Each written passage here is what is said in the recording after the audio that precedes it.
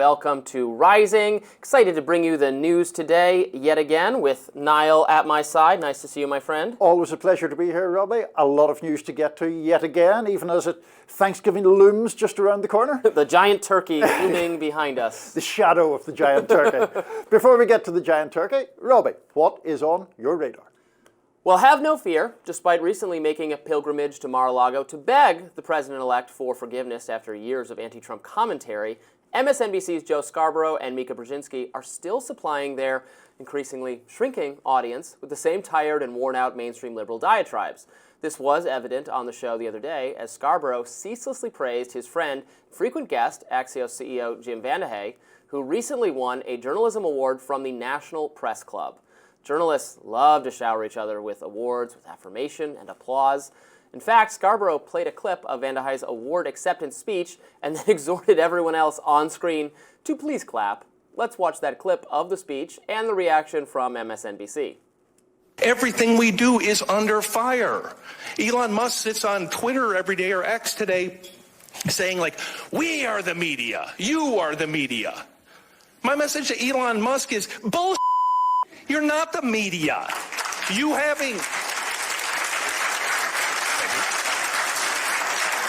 having a blue check mark, a Twitter handle, and 300 words of cleverness doesn't make you a reporter any more than me looking at your head and seeing that you have a brain and telling you have an awesome set of tools makes me a damn neurosurgeon, right? Like what we do, what journalists do, what you did in Mississippi, what Al Jazeera does in the Middle East.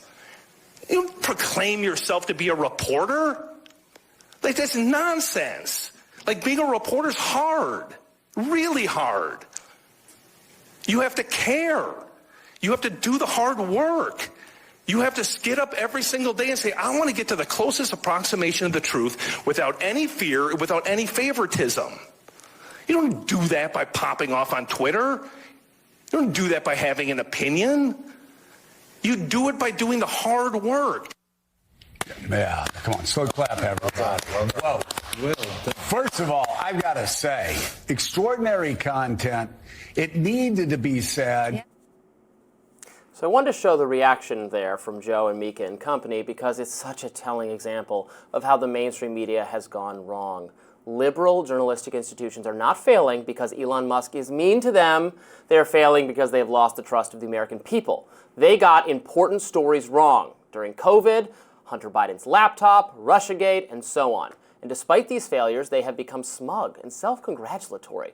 They look down on people who disagree with them. More importantly, they dismiss the contributions of individuals who are succeeding in a changing media landscape because they're breaking the rules that were prescribed by the elite media figures. And so this is what they are reduced to, giving each other awards and clapping like seals. Now, I want to focus more closely on what VandeHei actually said during his acceptance speech because, look, he's extremely wrong, and I want to explain exactly why he's wrong, so let's watch that again. Elon Musk sits on Twitter every day, or X today, saying like, we are the media, you are the media. My message to Elon Musk is bullshit. You're not the media. You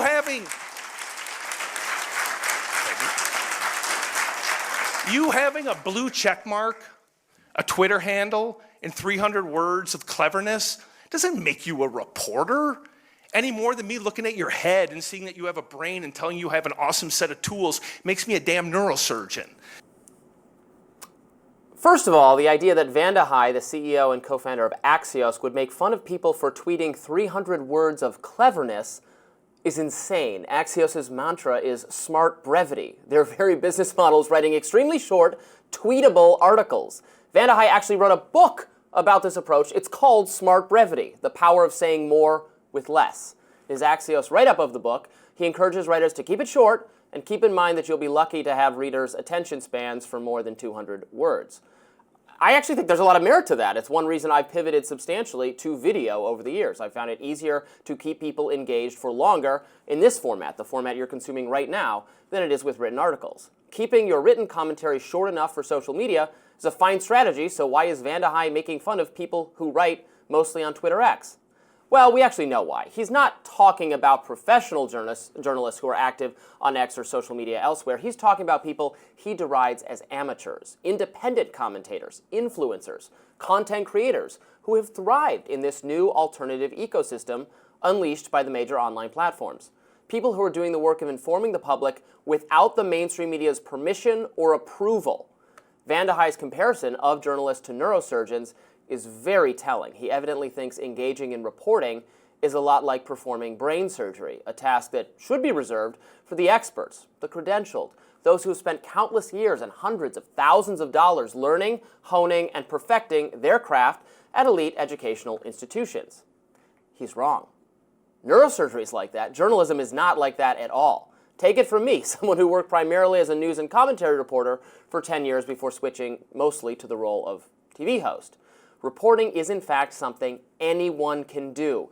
It does not take years of exhaustive and expensive training. They're lying to you if they say it does. All it takes is a transcription device or a camera, maybe access to a publishing platform such as social media, things that are now available on every smartphone there is. I can see why that might be frustrating to the credentialed elites who spend all that time and money, their parents' money in many cases, but it is, in fact, the truth. And I get really annoyed when professional journalists do this kind of thing. Treat it like it's a priesthood that you have to belong to in able to participate in it. Is certainly the case that amateur people just spouting off or popping off on Twitter are certainly capable of getting things wrong, but so are the mainstream media institutions. And to denigrate those people, particularly, he was kind of vaguely referencing conflict reporting or international reporting, which is the one area of professional journalism that is genuinely dangerous. And the people who do that deserve awards and accolades and under authoritarian regimes, all that kind of thing. But sometimes we do get good on-the-ground reporting from amateurs in those cases as well. We're reliant on them. What did you make of his comments? So I'm going to defend Jim VandeHei and disagree with your overall take, though I take some of the points within it. First of all, I think anytime the media is discussed, people watching always have a suspicion that there's some other agenda at play. So let me first say, I have never, to my recollection, had a conversation with Jim VandeHei. Politico and Axios are competitors to some extent of The Hill. I read them. He has founded, or he was involved in the founding of Politico, and obviously in Axios. He has made those work. Fair play to him in that respect. I've no axe to grind with him. I also have no personal relationship that would make me a particular defender of his. Here's the point. First of all, on screen we have Axios CEO melts down. Now, did he really melt down? He actually made an impassioned defense of professional journalism. The other point I have really, which is a bigger point, Robby, is some of the words he used weren't perfect. He derided opinion, and he knows as well as anyone that there's a long history of advocacy journalism or opinion writing that is perfectly credible.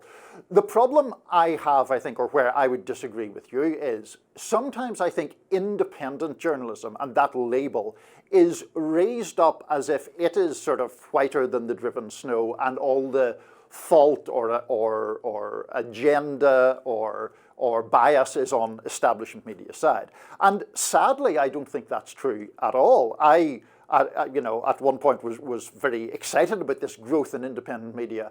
And when I started looking at more independent sources of left and right, I found they catered to the predisposition of their audience just as much. There was just as much implicit bias. There was just as much telling the audience what they wanted to hear. And so the propensity to revere independent media as if they are the truth tellers and it's the legacy media that are the corrupt, broken down people, I just don't think is accurate. Well, I agree with you to an extent. I think some of the criticisms that people in independent media or fans of independent media make of legacy media, and they say that an independent media is better because it doesn't have these problems, are not exactly right when they get into, and I hear this from a lot of left-leaning people, but probably some right-wing people make this as well, the whole you're bought by your advertisers or that kind of thing if you're in big corporate media like we technically are. Yeah. For a big corporation. And the truth is, that actually has very little influence or no influence over the things we say and do. What has way more influence over us is, as you said, knowing what viewers, readers, subscribers expect and what they want to hear discussed. And so we are more likely to discuss that. And that is an issue across the media. That's in independent media as well. That's in legacy media. That's in, if you're a nonprofit, you have donors. If you're on Patreon, you have subscribers. You have, every format for media is people giving you money because they like what you're doing, and that will fundamentally always be some kind of tension.